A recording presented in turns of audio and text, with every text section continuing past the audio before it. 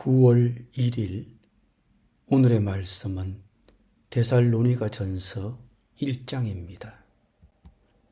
바울과 실로아누와 디모데는 하나님 아버지와 주 예수 그리스도 안에 있는 데살로니가인의 교회에 편지하노니 은혜와 평강이 너희에게 있을지어다.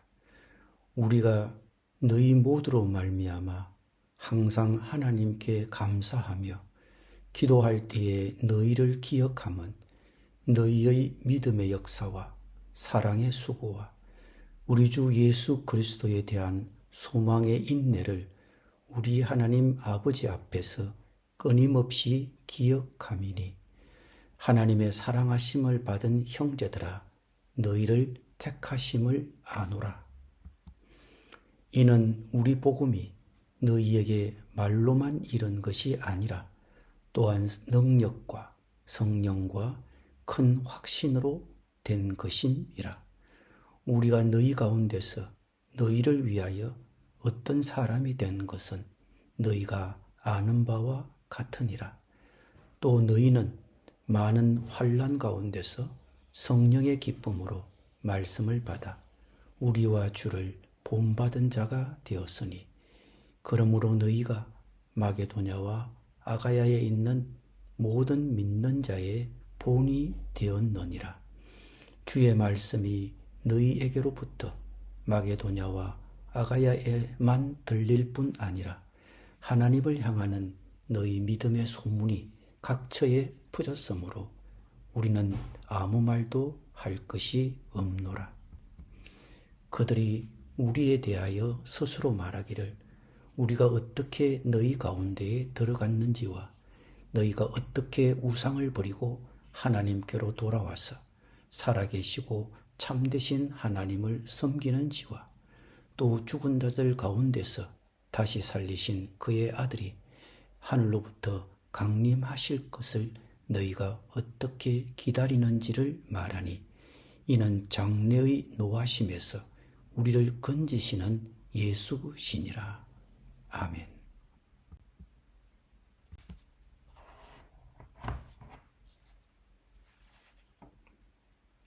데살로니가는 그리스의 주요 도시로 문화와 상업의 중심지였습니다.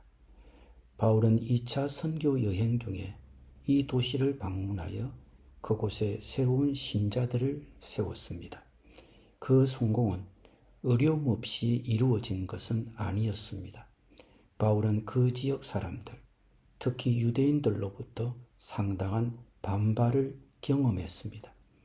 그 논쟁의 결과로 그는 베레아로 이동했고 그곳의 유대인들은 그의 메시지를 훨씬 더 수용적으로 받아들였습니다.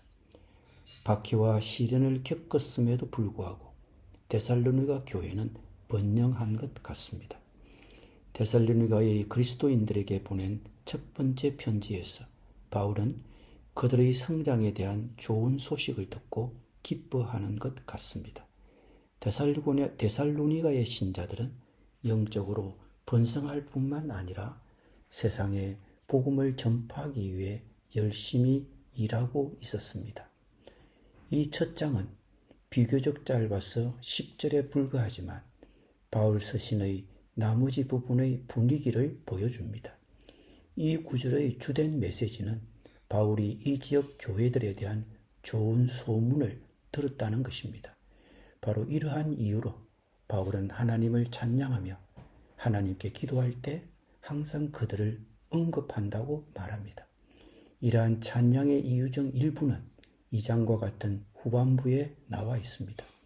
모든 도시가 바울의 메시지에 데살로니가처럼 따뜻하게 반응한 것은 아닙니다.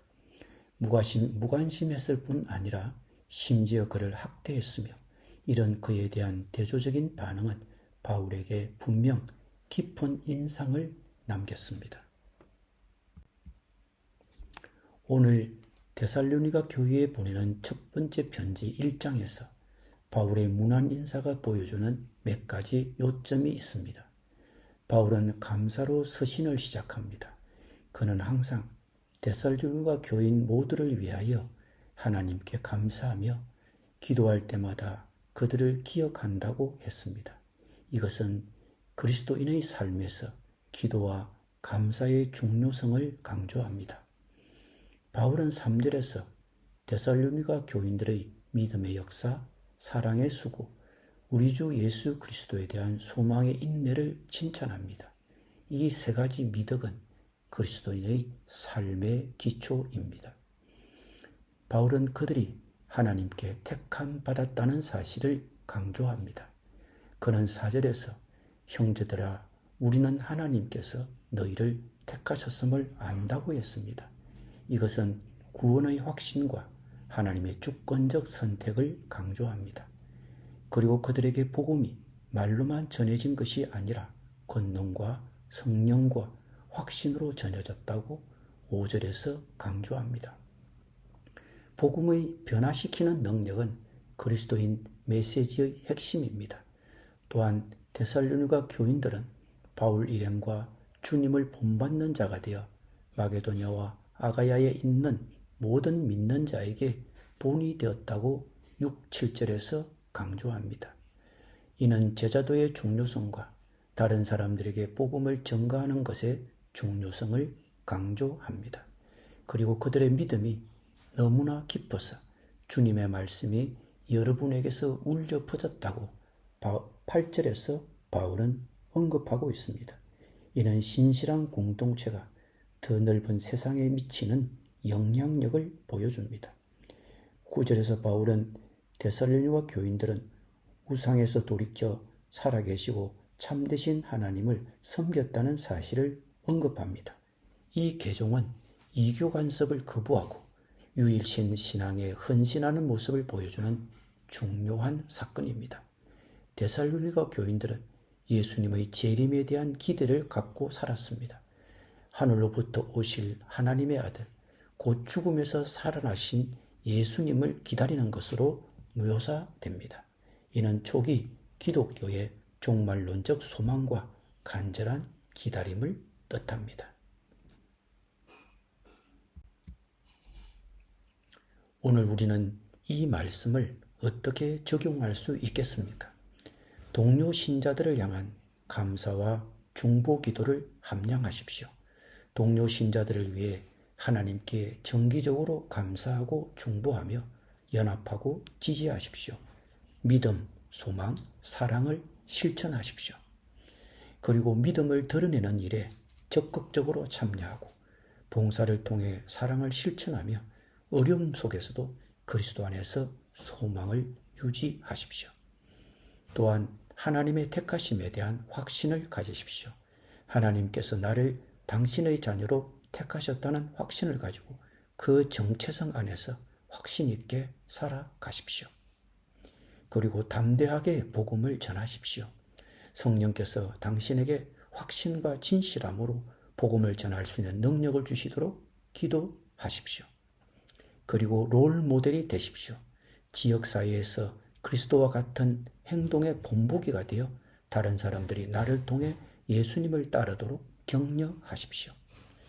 우리 또한 예수님의 재림에 대한 간절한 기대를 가졌던 데살로니가의 그리스도인들처럼 예수 그리스도의 재림을 간절히 기대하며 깨어 있어야 할 것입니다. 기도드립니다.